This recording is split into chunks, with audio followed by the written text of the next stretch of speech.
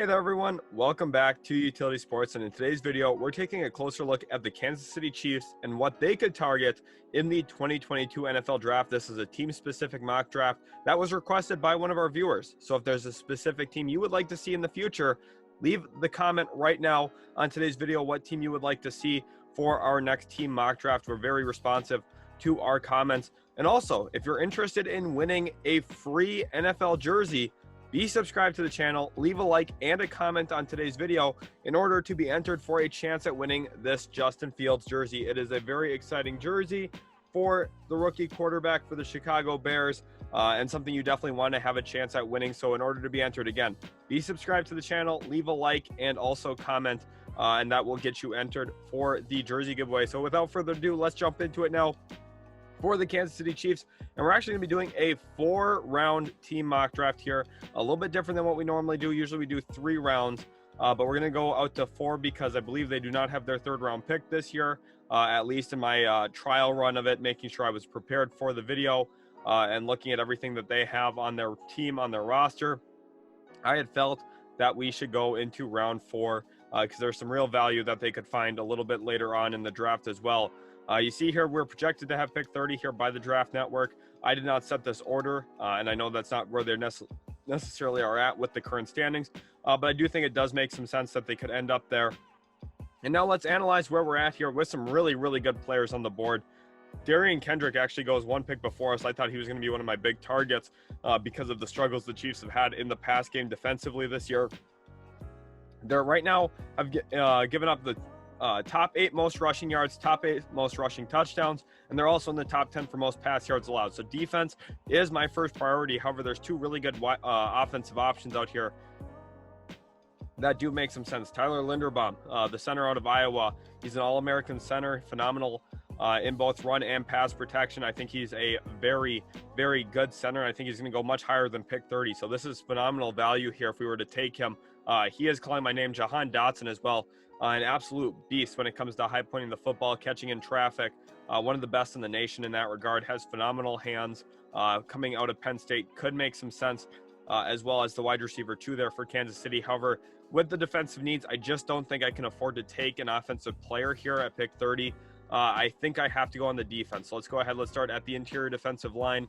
And right now, there's not really anything that jumps out to me at this point. I think this is a little bit high to go with an interior defensive lineman at this point in the draft. We've seen a ton of edges go as well, so I'm sure the edge position has thinned out a little bit here in front of us.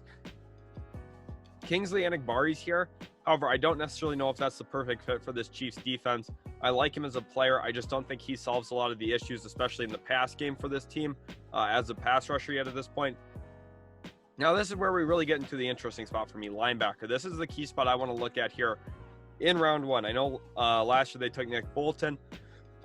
I think he's a really good linebacker in the run game, which makes me draw my attention here to either Nakobe Dean or Christian Harris. Nakobe Dean flies around the football field, really good in the run game, can help out a lot in that area. And you put him next to Nick Bolton, you have 2 really good run-stopping linebackers. Or you could go Christian Harris out of Alabama, who offers a little bit more athleticism and flexibility, in my opinion, in the pass game.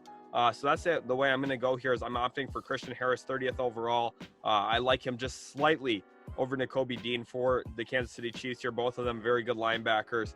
And at the end of the day, I just think that this is the slightly better option at this point for the Chiefs, is to go with, of course, Christian Harris, linebacker out of Alabama, 30th overall.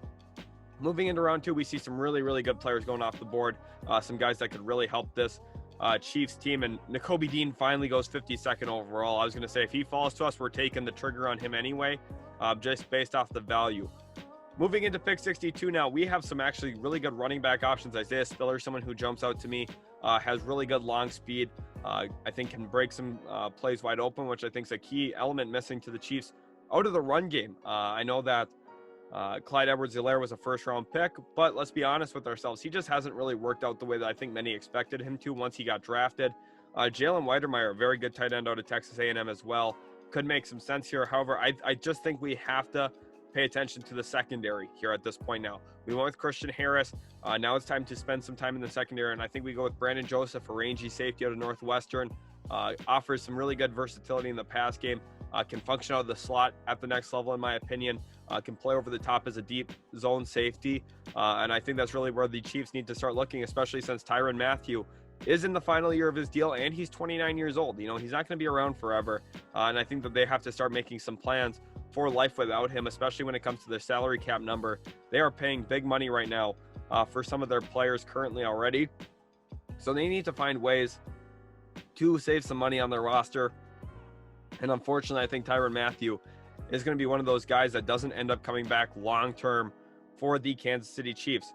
Here we go now, moving into the fourth round. We are looking at everyone going off the board. There's been a lot of talent that has left the board in round 3. Romeo Doubs goes here, 107. I love him as a player out of Nevada. He is Carson Strong's main weapon there for the Wolfpack. Sevyn Banks goes. That's unfortunate. I was going to hope to come back and grab him.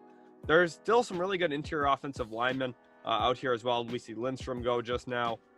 We do have pick 132 here, so we'll see if we're able to really address any key needs still at this point in the draft. Board is definitely thinned out a little bit for us, so that's a little bit of an unfortunate situation. We see some really good edges still out here, though. That's the really strong position at this point in the draft, in my opinion, is where the edge spot is. Let's go back, look into the cornerback room. Josh Jobe here out of Alabama. Josh Jobe, I think that he could be an interesting name as well. We had looked at him a little bit last year during the draft process. Ended up staying at Alabama.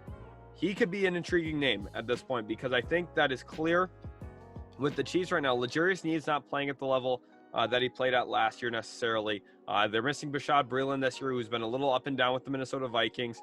They've got some real issues in that secondary currently, in my opinion. We've already addressed the safety spot once, and I think you have to really strongly look at that cornerback spot. There's also 2 Iowa corners out here, Hankins and Moss, that are interesting to me as well.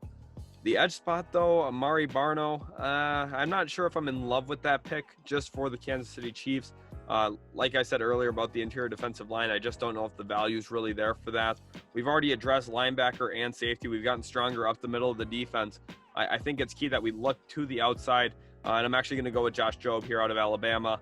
I think he's one of the better cornerbacks still available at this point. And honestly, just based off of need, the Chiefs need to find a way to address that position. They go with it here. It's an all-defense draft for me with the Kansas City Chiefs here. I do think we brought in pretty good talent, though, with our 3 picks in the first 4 rounds.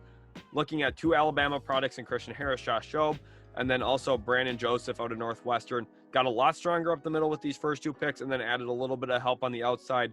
I'm not sure if Jobe's going to be ready year 1, but I'm hoping long-term he can develop into a number 2 or 3 cornerback, someone who can fit in, fill in when there's injuries, and also provide pretty good athleticism for the position.